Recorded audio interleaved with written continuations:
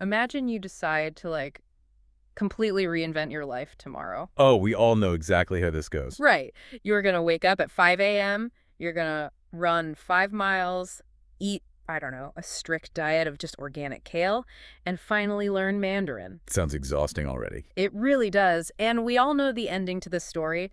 By January 14th, you are completely drained. The running shoes are stuffed in the back of the closet, and you are right back on the couch. Yeah, that January 14th crash is practically a universal human experience. Exactly. And so for today's deep dive, we are exploring exactly why trying to overhaul your life like that is, well, mathematically and biologically guaranteed to fail. Absolutely guaranteed. And we're going to look at why true transformation is actually almost entirely invisible. We've got a whole stack of notes in front of us covering the core concepts of James Clear's atomic habits. It's such a brilliant framework. It really is. So our mission today, as you join us for this conversation, is to figure out how to stop just brute forcing change and start using the quiet, unstoppable force of compound interest.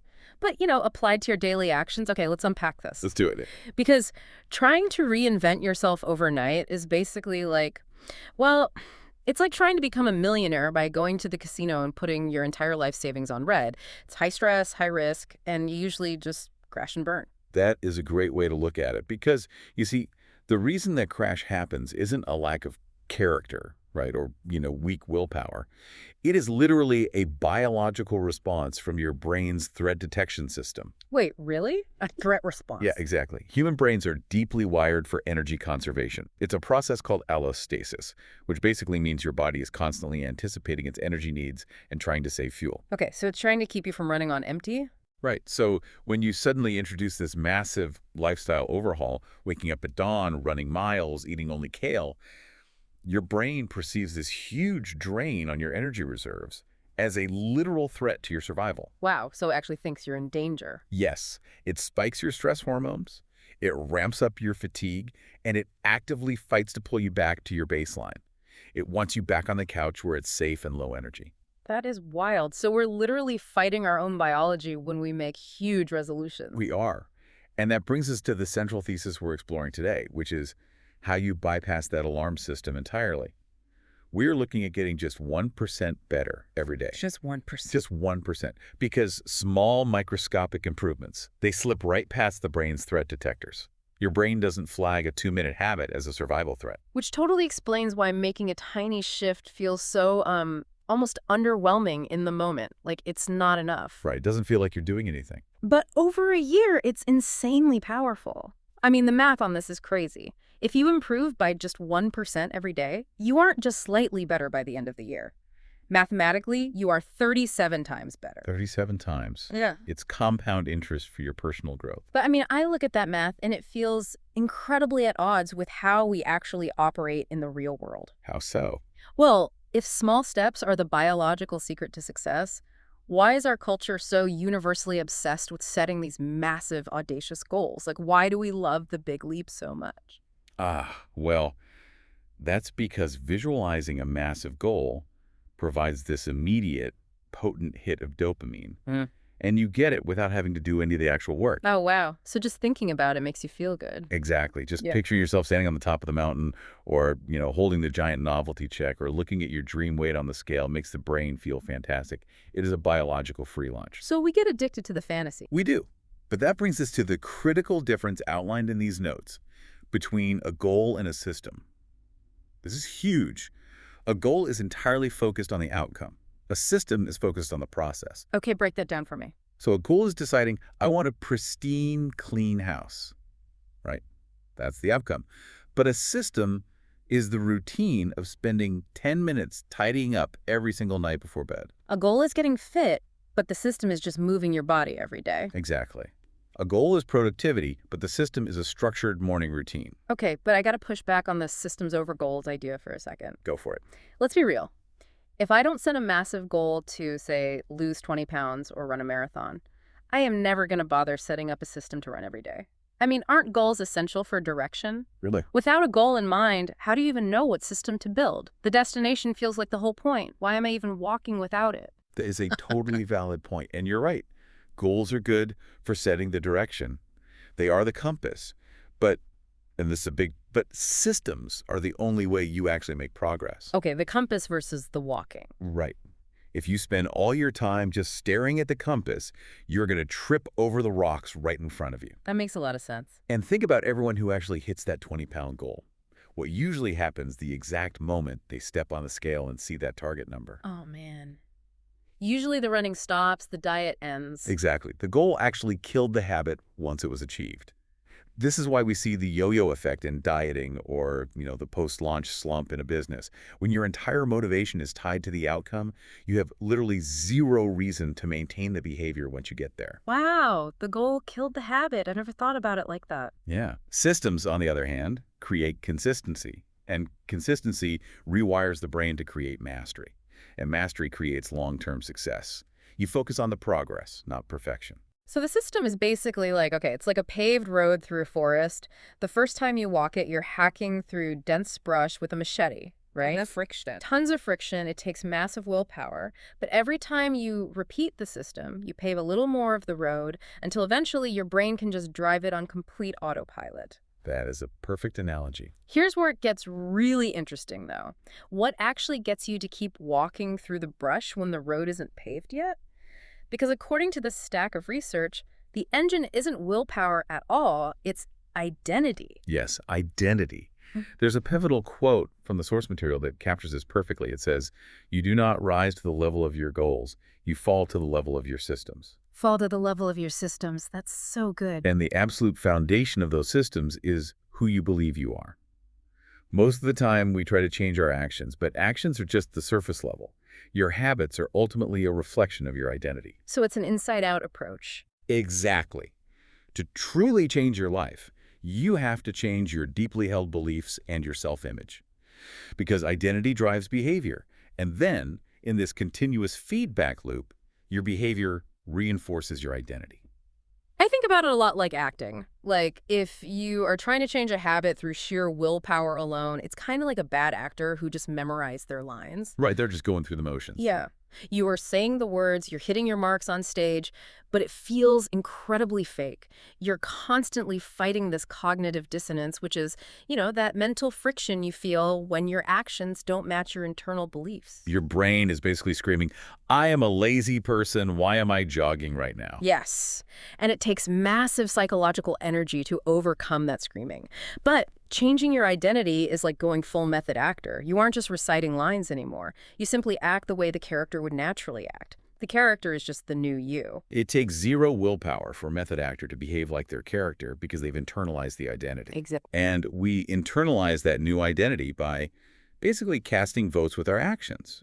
The material gives a really great example of this. Oh, yeah, the voting concept. I love this part. Right. So instead of saying, "I want to be fit," which, by the way, inherently implies that you currently are not fit, you shift your internal narrative.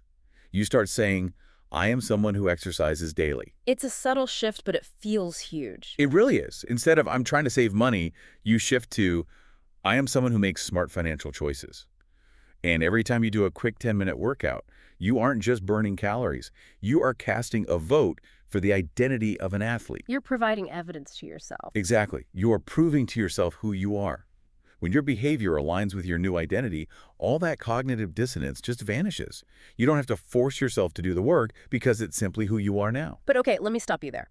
Because if identity is what locks a habit in, there seems to be a major clash when we look at our physical environments. What do you mean? Well, I might method act my way into identifying as, a healthy eater.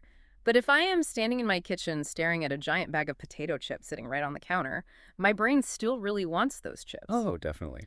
So how does a newly forming identity survive a hostile environment? Like, how do we actually build the instruction manual for these systems in the real world? Okay, so to build that manual, we have to look at the underlying neurology.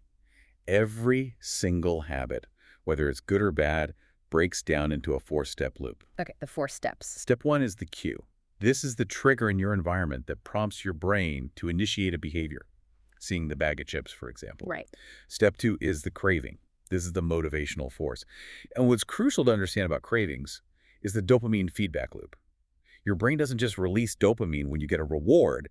It actually releases it in anticipation of the reward. So just looking at the chips gives you a hit. Exactly. That dopamine spike is what compels you to act.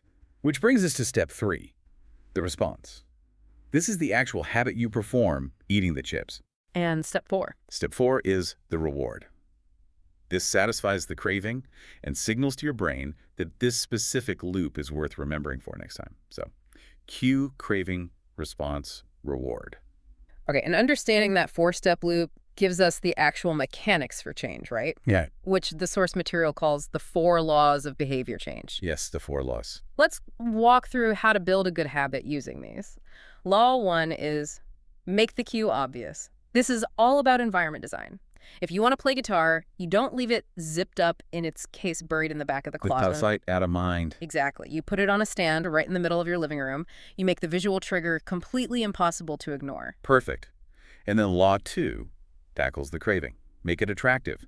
Because of that dopamine anticipation we just talked about, you have to find ways to make hard habits appealing. How do you make something like running attractive, though? Well, a really powerful mechanism for this is called temptation bundling. You basically link an action you want to do with an action you need to do. Oh. So, for example, you only let yourself listen to your absolute favorite true crime podcast while you are doing the dishes or running on the treadmill. Oh, that's smart. You're hijacking the brain's desire for the podcast to drive the less appealing habit. Exactly. You bundle them together. Which brings us to law 3, and this is where that paved road analogy really comes in. Make the response easy. This is all about reducing friction, right? Yep.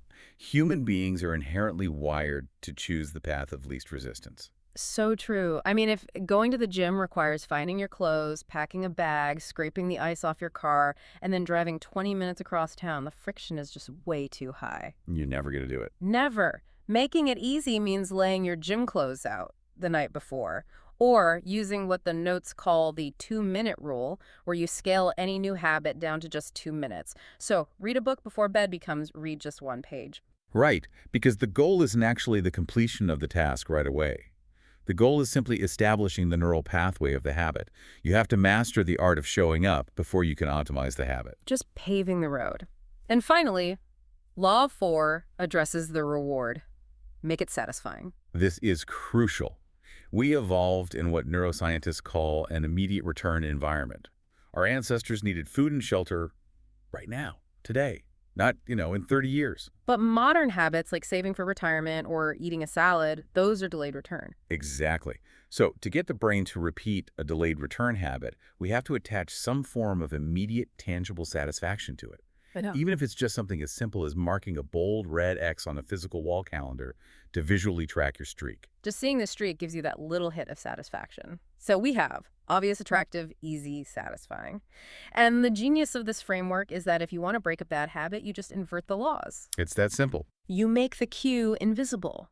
You make the craving unattractive. You make the response difficult by adding a ton of friction. And you make the reward unsatisfying. And I want to point out, this framework scales to everything. It's not just about health or productivity. This dictates how you handle your personal finances, how you react to your partner in a disagreement, and even your baseline emotional intelligence. That's amazing. But, I do want to pause on breaking bad habits for a second, because I think a lot of people listening are probably spotting a loophole here. Let's hear. Is breaking a bad habit really as simple as just making it invisible or adding friction? Let's go back to those potato chips for a second. Good. If I have a terrible habit of eating junk food every night at 10 p.m., yes, I can make the cue invisible by stuffing the chips in the very back of the pantry behind the oatmeal. I can even add friction by not keeping them in the house at all. Right. But I feel like I know exactly where the chips are hidden, or, I know that the convenience store is only a 3-minute drive away. The environmental design feels like putting a Band-Aid over a bullet hole if the craving is still just raging inside my head. Ah, yeah. You are hitting on the absolute limit of purely environmental design. Making the habit difficult is a fantastic first layer of defense, but you're totally right. The craving often remains. Yeah, it doesn't just go away because I hid the bag. Exactly. And that is because habits are fundamentally deeply emotional. We don't just crave a potato chip because it tastes salty. We create it because of the change in internal state it provides. Change in internal state. Wow. When you remember where those chips are, your brain isn't just seeking food. It is seeking a specific emotional reward that it has strongly associated with that food over time. See, this is the real aha moment for me in these notes. The realization that your bad habit is actually your brain successfully solving a problem. Yeah. Like if it is 10 p.m. and you are stressed out of your mind about a presentation for work tomorrow, the real problem is the stress. The potato chips are just a highly effective, immediate, dopamine-rich solution to that problem. Your brain isn't broken. It is doing exactly what it evolved to do. It's seeking relief. Right. So to truly break the habit, you don't actually need to fight the chips at all. You need to give your brain a better tool to solve the stress. That is a phenomenal synthesis. Mastering your habits ultimately requires mastering your emotions. If the four laws of the mechanics, emotional intelligence is the operator driving the machine. We have to recognize our emotional triggers. We do. And we have to do the hard, uncomfortable work of understanding why we repeat certain negative behaviors. Let's look at another super common one. Mindlessly scrolling on your phone. Oh, guilty. Right. You sit down and suddenly 45 minutes have vanished into the void of social media. The phone itself is just the delivery mechanism. The actual craving is for emotional distraction. So you had a hard conversation, you feel a spike of anxiety, and your brain signals, quick, give me something to numb this uncomfortable feeling. Exactly. And the scrolling is simply the response to that cue. So what does this all mean for us? If you just put the phone in another room to make it invisible, your brain is still stuck dealing with the anxiety. Right, the anxiety didn't stay in the other room with the phone. Exactly. You will just find another tool to solve it. You'll turn on the television, or you'll start pacing the kitchen, or hey, you'll go find those chips. The root cause hasn't been addressed at all. That is exactly the issue. To completely rewrite the behavior, the material emphasizes that we must replace the negative tools with positive alternatives through profound self-awareness. How do we actually do that? You have to start noticing the anxiety. You have to recognize that tightening in your chest as the actual cue, rather than the notification ping on your phone. Okay, so the feeling itself becomes the cue. Yes. And once you recognize that emotional cue, you consciously choose a new response. Yeah. Like taking 3 deep breaths, stepping outside for just 2 minutes, or writing down whatever the problem is on a piece of paper. You are basically building a healthier version of emotional regulation. Wow. It requires being intensely present with yourself instead of just running away on autopilot. You are literally pulling the steering wheel back from the primitive part of your brain. It does require presence, and this ties everything back to that philosophy of continuous personal growth and the 1% improvement we talked about at the beginning. Right, the small steps. Because you are not going to perfectly rewire your emotional triggers overnight. Yeah. The brain's neural pathways for your old coping mechanisms, they are deeply entrenched. They are superhighways. Yeah, you've been driving on them for years. Exactly. So rerouting that traffic requires tracking your progress, honestly reflecting on your behavior without judgment, and above all, staying incredibly patient with yourself.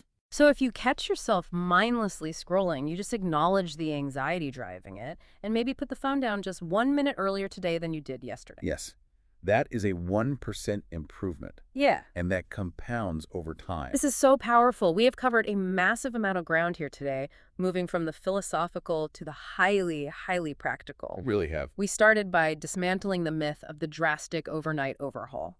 We saw how the brain actively fights massive changes as a survival mechanism and why true transformation comes from those microscopic 1% daily improvements that slip right past our biological alarms. And we looked at why systems, those daily processes, are vastly superior to obsessing over massive goals. Because as we saw, goals ultimately kill the habit once they're achieved. We also dug into the machinery of identity, understanding that to truly change, we can't just try to alter our actions on the surface. We have to method act our way into a totally new self-image. Casting votes with our small habits. Exactly. Casting votes until the cognitive dissonance disappears, and we simply become the type of person who does those things naturally. And then we walk through the 4 laws of behavior change, making good habits obvious, attractive, easy, and satisfying. And inverting those exact laws to add friction to the bad one. Right. And finally, we uncovered the hidden emotional tripwires, recognizing that bad habits are really just the brain's attempt to solve an emotional problem, and that true mastery means upgrading our tools for handling stress, anxiety, and boredom. It really is a complete blueprint for taking back control of your daily trajectory. It is. So as we close out this deep dive, we have a specific challenge for you based on everything we have unpacked today. Just one thing. Yes, choose just one small habit today. Do not plan a life overhaul. Do not aim for a massive goal right now. Just pick one tiny improvement, one simple atomic action that takes less than 2 minutes, which moves you closer to the identity of the person you want to become. Cast one vote today. Remember, your future isn't defined by your goals. It is built by your daily systems. Start small, stay incredibly consistent, and just let the math do the work. And as you think about what that one small habit is going to be, we want to leave you with a final, lingering thought to mull over on your own. This is a fun one to think about. It is. If identity truly drives behavior, and our behavior is continuously reinforced by the specific cues and frictions designed into our environments, what happens when a major life disruption hits? Right. Say you move to a totally new city, or you change careers entirely, and suddenly every familiar cue is just stripped away. Does your carefully built identity survive when the environment that supported it suddenly vanishes?